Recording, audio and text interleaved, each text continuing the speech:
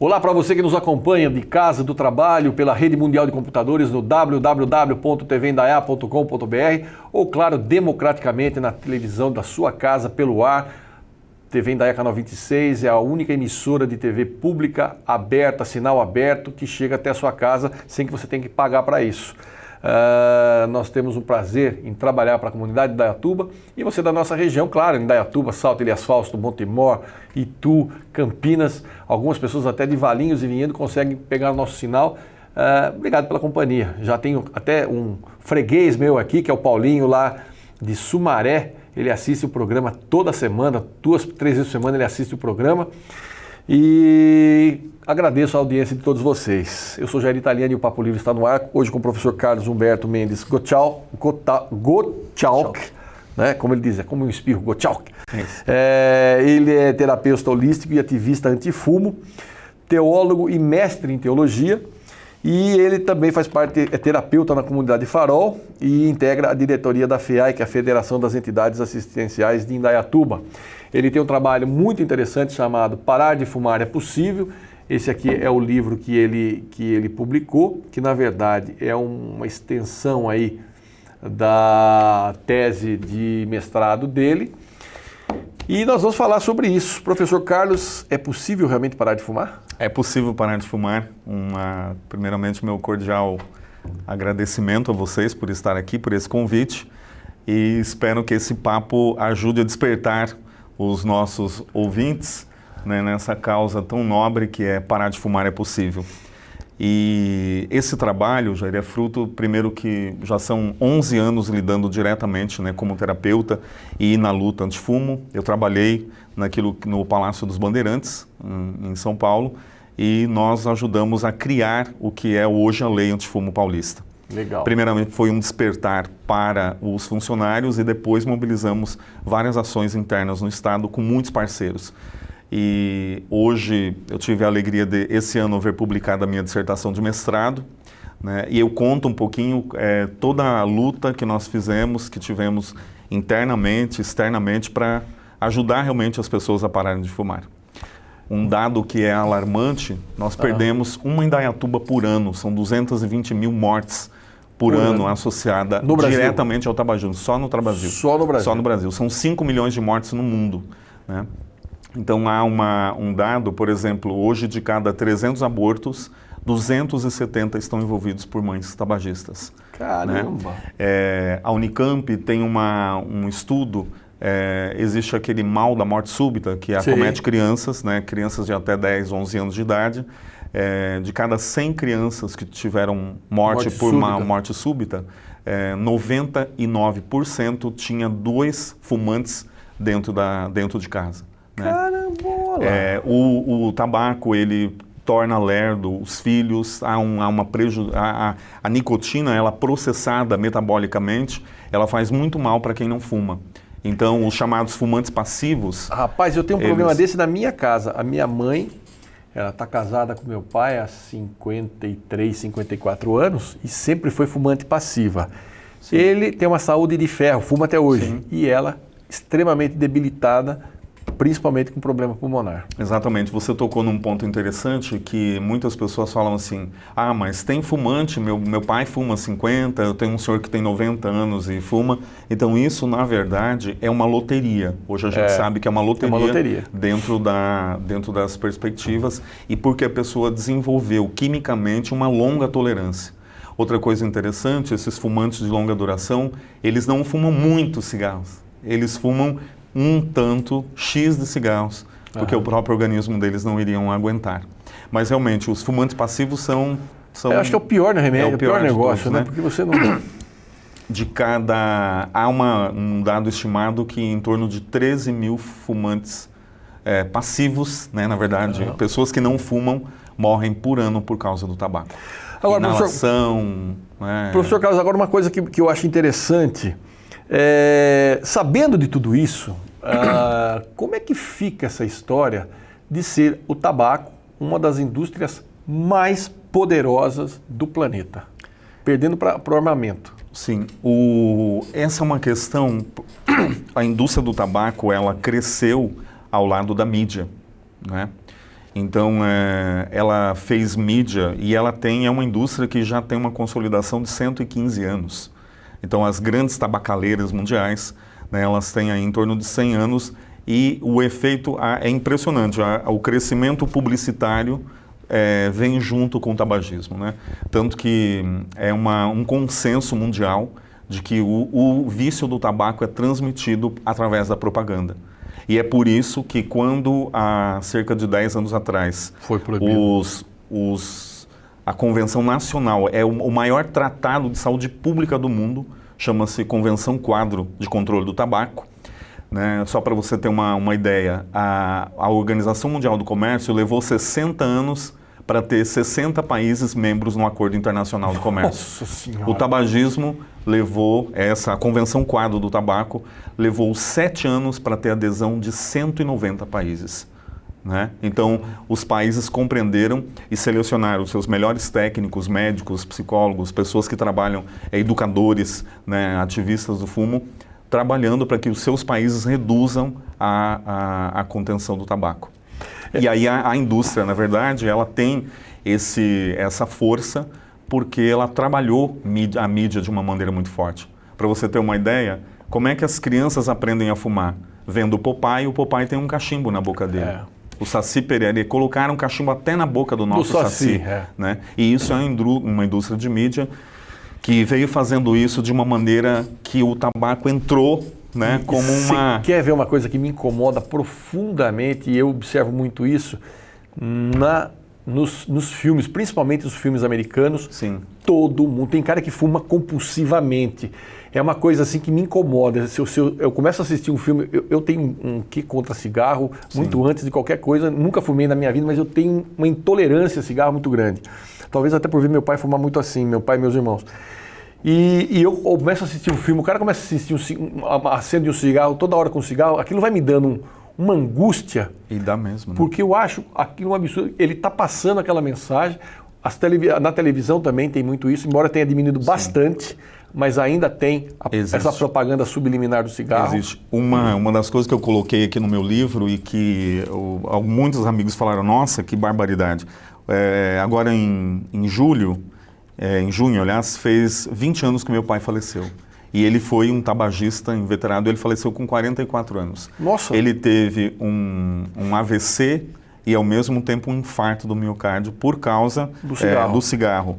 E aí eu coloquei aqui na dedicatória, né, que o corpo do meu pai foi o cadáver mais horroroso que eu já vi, porque ele faleceu com 44 anos e ele tinha um rosto de um cadáver aí de uns 120 anos. Caramba! Né? E todo esse contágio. Então, a minha luta, ela também tem muito a ver com a minha história pessoal, né?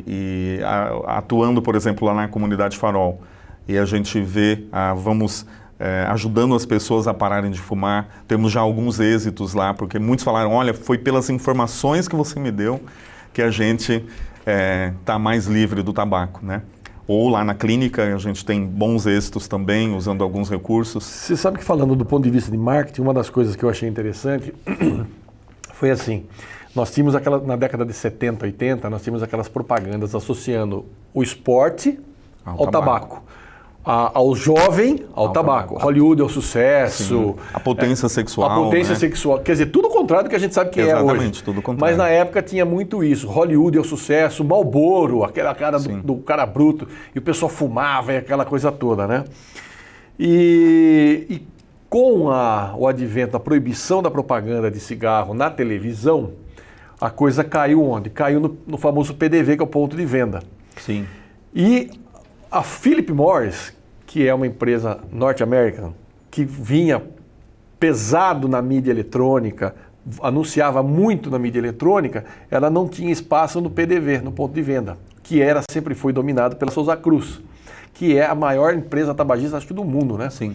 Ela é inglesa. Junto com a BAT, É uma das, se não é a maior, tá ali, é a segunda maior, mas é muito grande. Inclusive, a sobrinha de um amigo meu é executiva da Souza Cruz, que tem um outro nome aqui no Chile. Então, assim, quando essa briga na mídia acabou, vamos dizer assim, foi para os bastidores, a Souza Cruz continua ganhando de lavada dos seus concorrentes porque ela domina os pontos de venda. Quer dizer, olha aqui como é que funciona a estratégia de marketing para essa coisa. Sim, inclusive o patrocínio de festas de jovens, festas de balada, com a doação de cigarros, né? Então eu participo, além uma ação nacional, e ela é internacional também, da Aliança de Controle do Tabagismo. É uma ONG, a maior ONG brasileira que cuida disso. Inclusive eu convido quem possa curtir a minha página no Facebook, a página do meu livro. Nós temos... eu sou membro da CT e a gente divulga um pouco as ações do tabagismo. A CT, ela mobiliza várias ações, ela vai denunciando. Então houve, por exemplo, um relatório americano de saúde, onde o governo americano e a ação pública americana fez contra essas duas empresas mencionadas, né? É a maior ação criminal mundial, né? E lá nos Estados Unidos eles recorreram em todas as instâncias e perderam. E temos aí uma ação de bilhões de dólares. É algo impressionante. Aliás, se você quiser assistir um filme que ilustra bem isso que o professor está falando, nós estamos discutindo aqui, chama Obrigado por Fumar. Isso mesmo. É um filme onde o lobby do tabaco é algo assim assustador. E a gente sabe que nos bastidores... Aqui no Brasil não precisa ser muito lobista, né? Aqui no Brasil você não precisa nem mandar o cara lá, né? Dependendo do congressista, Sim. Você acena assim a nota de dólar aqui e o cara vem correndo. Você não precisa mandar o cara lá. Mas nos Estados Unidos, os bastidores, a profissão de lobista, ela é regulamentada. E o maior lobby, são os dois grandes lobbies que existem no Congresso norte-americano. O tabaco e as armas. Isso aí. Que não é à toa que o Papa foi lá na casa do capeta. Como disse o Padre Chico, no Capitólio, ele foi na casa do capeta lá falar que precisa cuidar do planeta e parar de matar gente à torta e à direita por causa da arma, né? Ainda essa semana aqui que nós estamos gravando o programa, tivemos mais um incidente com arma, 13 pessoas mortas numa escola, porque a arma rola solta, qualquer criança, qualquer tantã tem acesso à arma lá. E aí o bicho pega. Gente, estou entrevistando aqui o professor mestre Carlos Humberto Mendes Gottschalk, ele que é autor do livro Parar de Fumar é Possível. Eu vou fazer um rápido intervalo, daqui a pouquinho eu volto com ele aqui, a gente continua esse papo, não saia daí.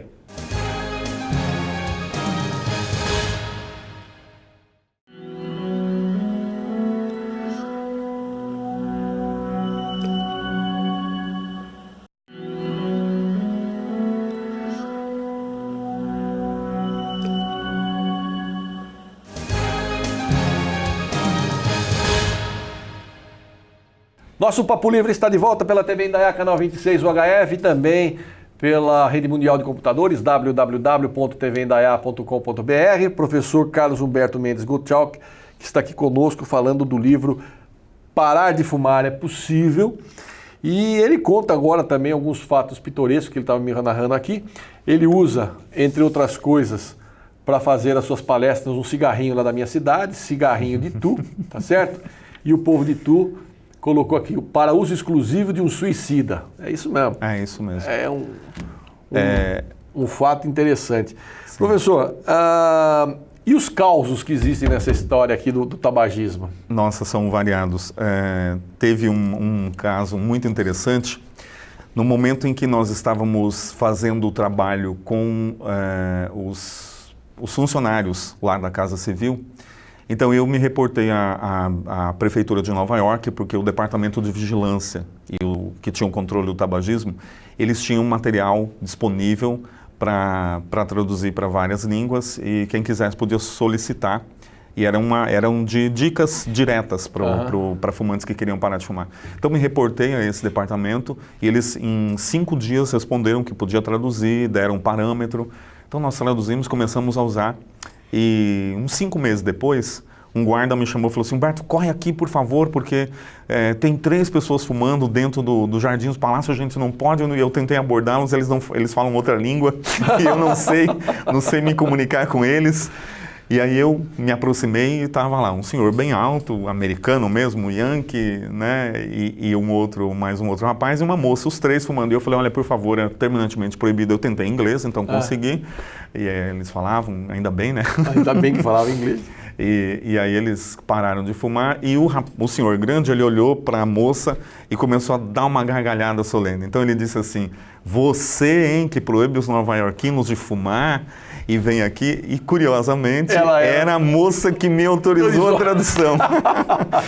E aí ele falou assim, essa eu vou levar para a América, né? Você realmente vai estar aprendendo a ser ética aqui nas terras brasileiras. Ou seja, na terra onde a ética é bem discutível. Exatamente, foi muito interessante. Esse é um caso pitoresco, né? Esse do motorista que você contou, eu achei assim o fim da picada. Dá uma olhada. Havia um motorista que ele cuidava, né, de uma assistente lá do governo. Então ele levava e buscava em vários lugares, mas ela tinha medo de andar em São Paulo, mas ela fumava bastante. Então ela pedia para ele manter os vidros fechados, né? E ele, 12 anos depois, ele foi ao médico e o pneumologista falou para ele, olha, o senhor Antônio, o senhor tem que parar de fumar. Ele falou assim, mas eu nunca pus um cigarro na boca. Ele falou, não, o senhor já perdeu um pulmão inteiro, o senhor pare de mentir, porque o senhor fuma assim.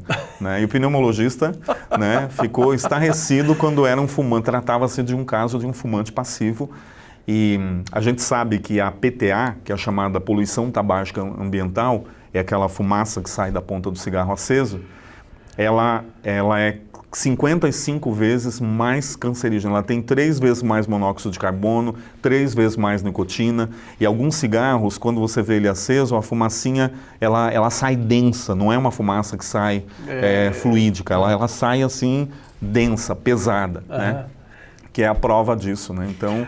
O que eu acho interessante é o seguinte, teve um executivo recentemente que saiu de uma empresa de tabaco, aí saiu atirando por alguma razão, e ele diz que as formulações químicas, onde as folhas do tabaco são imersas para se fazer o cigarro, elas são deliberadamente envoltas em produtos químicos para vviciar o usuário. Sim, porque elas potencializam. Na verdade, a nicotina do tabaco, né, que é o nome oficial desse componente, ele na verdade ele já é viciante na natureza. E ele tem um grau tóxico e de adesão muito grande nos neurotransmissores. Então, para ter uma ideia, você e eu que nunca fumamos, a gente pode fumar 10 cigarros de maconha e não se viciar. Realmente não entrar no vício. Agora, do cigarro, basta você fumar 2 cigarros, você já vai estar viciado. Já estar viciado, porque essas toxinas todas que são agregadas, elas potencializam a nicotina, né? O que vicia, na verdade, é a nicotina. Tanto que as pessoas que têm o chamado transtorno nicotínico, elas têm tremedeira, elas têm crise de abstinência. Pode ver, já deve ter visto algum amigo que não é fumante, ele fica se batendo, procurando cadê o cigarro? Cadê o cigarro? Né, se não tiver o cigarro por perto, né? Mas a grande mensagem, Jair, é assim, é possível parar. As pessoas, elas não nasceram fumando.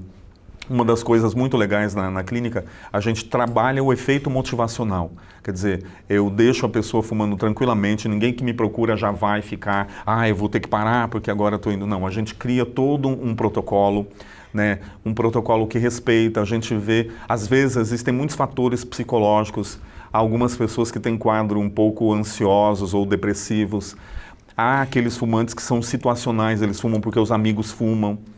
Né? Há aqueles fumantes que é uma dependência química mesmo, quer dizer, se ele não tiver pelo menos fumado 5 cigarros por dia, ele não consegue dormir, ou ele não consegue fazer algo ativo, né? Muitos jornalistas, amigos nossos, né, precisam fumar, eles estão lá, estão com cigarro aceso para produzir. É um antro, né? Antro de fumante, isso. Redação. Exatamente, e aí a gente sabe todo o efeito que isso causa. Eu, por exemplo, dentro da minha prática terapêutica, nós usamos um recurso vindo da chamada comunicação hipnótica ericksoniana e muitas vezes nós ajudamos o cliente simplesmente a perceber estados profundos e como ele pode buscar isso, acessar esse nível e realmente ele proporcionar a mudança. Então nós fazemos de uma maneira que fica respeitosa, né? As pessoas realmente gostam e eu criei um roteiro que inclui um chamado ritual de despedida. Né? Então a gente marca uma data para a pessoa parar de fumar e a gente elabora, faz como se fosse uma festa. Então quem que você quer convidar para estar nesse dia que vai ser os testemunhas do seu ato de parar de fumar?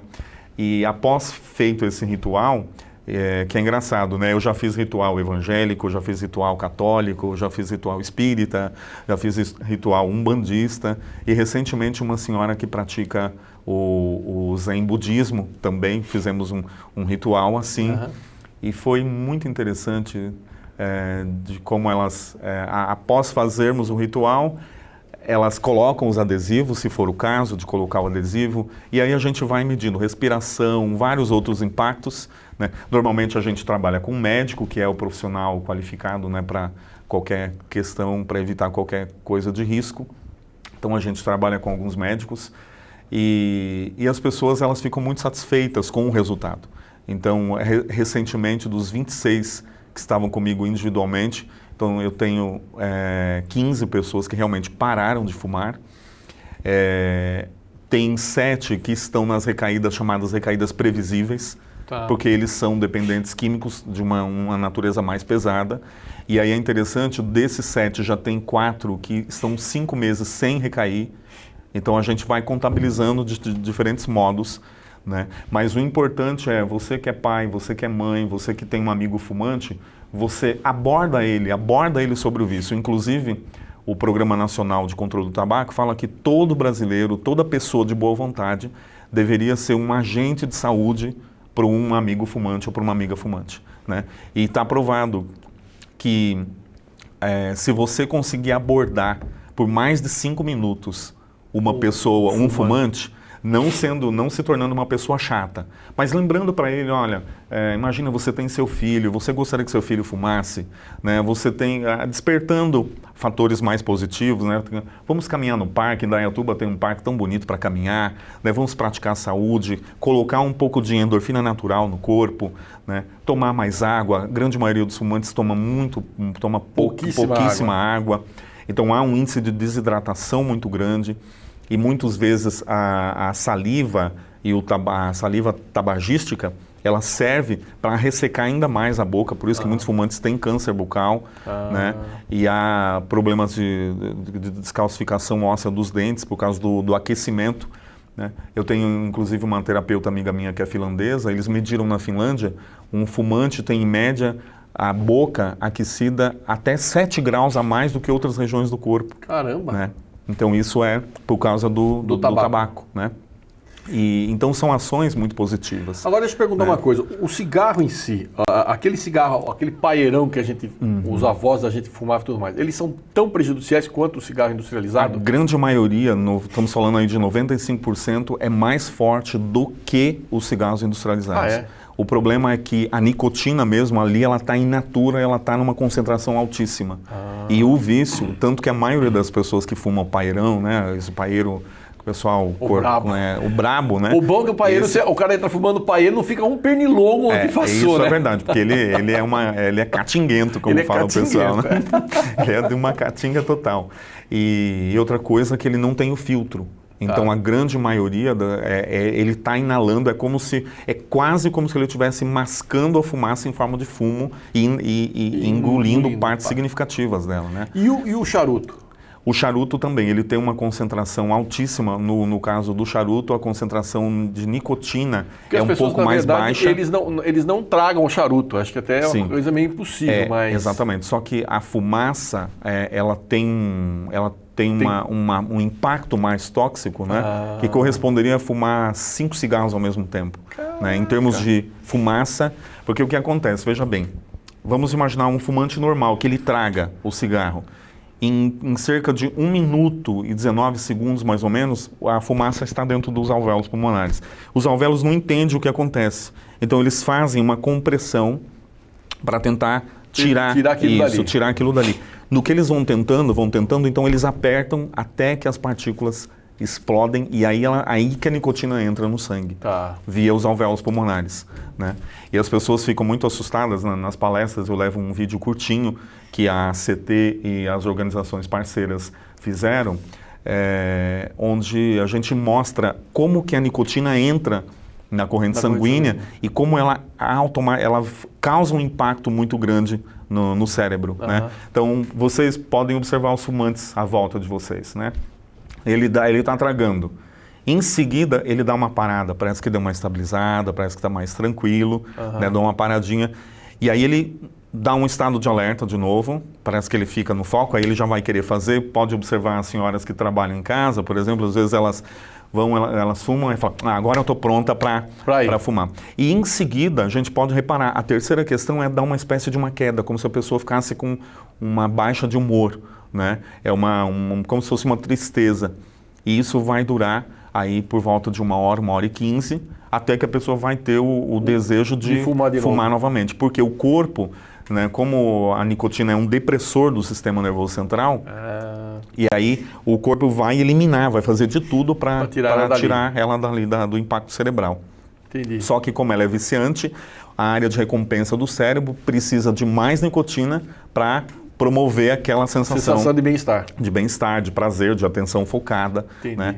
Inclusive, eu faço um teste com alguns fumantes, né, que a gente faz assim, quando eles estão fazendo na segunda tragada, faz o teste visual, e eles estão parados, eles não conseguem, não acompanham, espontaneamente não acompanham a mão, e estão pensando longe, como se estivesse sonhando. Né? Isso é uma coisa, dá uma desligada. A pessoa realmente ela fica numa atenção de foco muito grande. Geralmente, se você ficar assistindo o noticiário ultimamente, você vai ter que acabar fumando. Exatamente, porque você tem que ficar longe.